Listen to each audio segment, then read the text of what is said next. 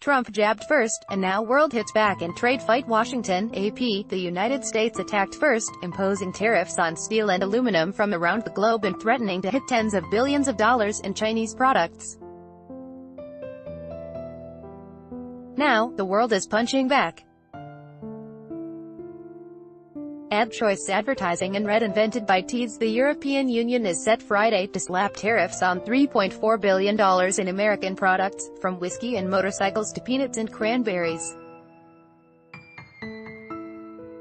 India and Turkey have already targeted U.S. products, ranging from rice to autos to sunscreen. And the highest stakes fight still looms. In 2 weeks, the United States is to start taxing $34 billion in Chinese goods.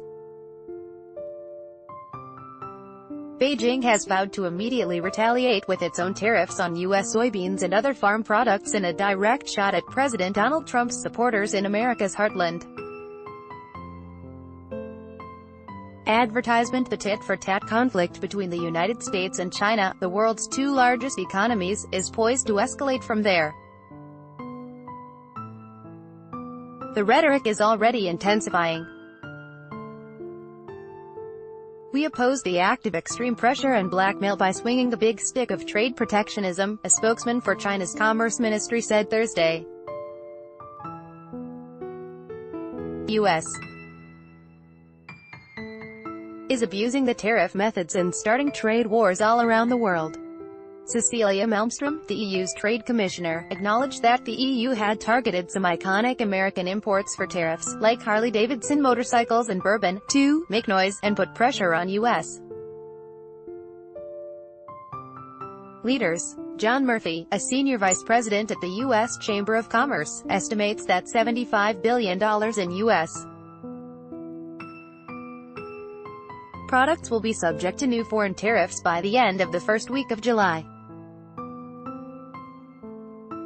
"We've never seen anything like this," said Mary Lovely, a Syracuse University economist who studies international trade, at least not since countries tried to wall themselves off from foreign competition during the Great Depression.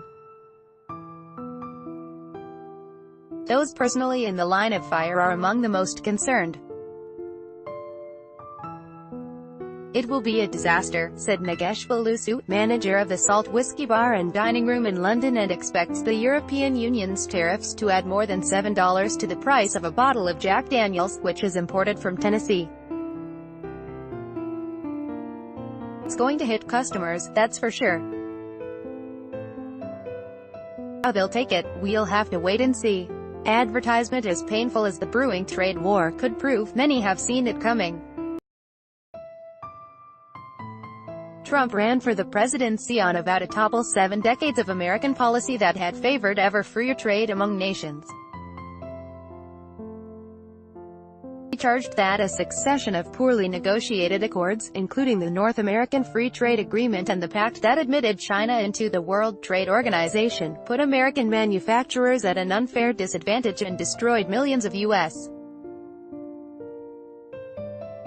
factory jobs. He pledged to impose tariffs on imports from countries that Trump said had exploited the United States.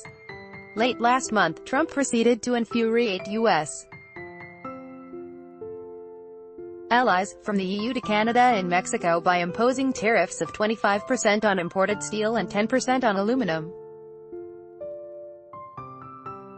The president justified the move by saying imported metals threatened America's national security, a dubious justification that countries have used rarely because it can be so easily abused. And he is threatening to impose another national security-based tariff on imports of cars, trucks and auto parts. Trump has also started a trade fight with China over Beijing's sharp-elbowed efforts to overtake U.S. technological dominance. China's tactics range from forcing American companies to hand over technology in exchange for access to the Chinese market to outright cyber theft.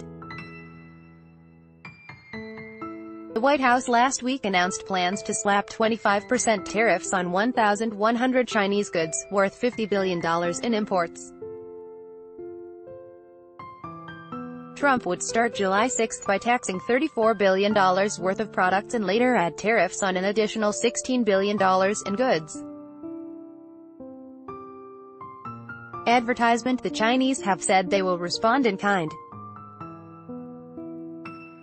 Trump said he would then retaliate against any counterpunch from Beijing by targeting an additional $200 billion in Chinese products, and then yet another $200 billion if China refused to back down. All told, the $450 billion in potential tariffs would cover nearly 90% of goods China sends to the United States. The tariffs and threats have begun to take a toll. Steel and aluminum prices, for example, have shot up and supplies have become scarce. Steel pricing is usually relatively stable, said Al Rheinecker, CEO of American Piping Products in Chesterfield, Missouri, which distributes steel pipe to numerous industries. But since April, you can quote something on Monday, and if the customer doesn't buy it right away, you may have to raise the price on Thursday. So far, Rheinecker has managed to pass along the higher costs to his customers. He's not sure how long that will last.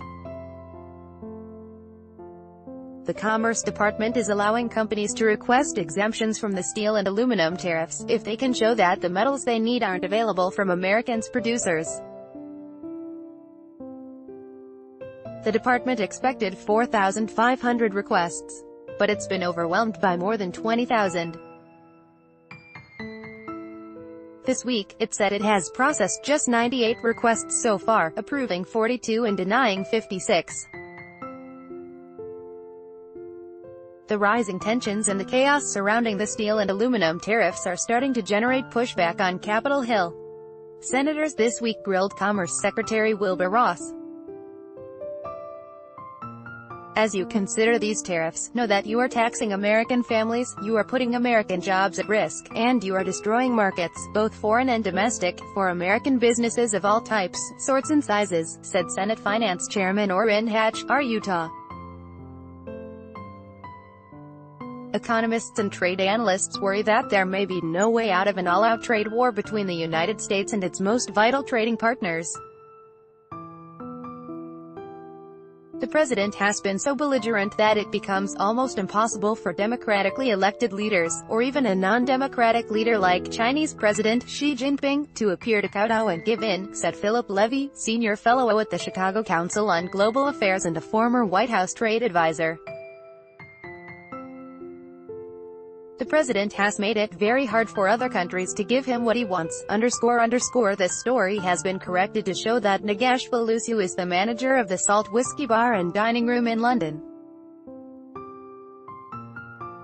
An earlier version misspelled his surname as Balazu and incorrectly said he was the restaurant's owner, __. AP writer Robert Stevens in London contributed to this report, ____. Follow Paul Wiseman on Twitter at https://twitter.com/Paul Wiseman. By Taboola. Sponsored links, promoted links. You may like Vikings. Free online game. Play this for 1 minute and see why everyone is addicted. Vikings.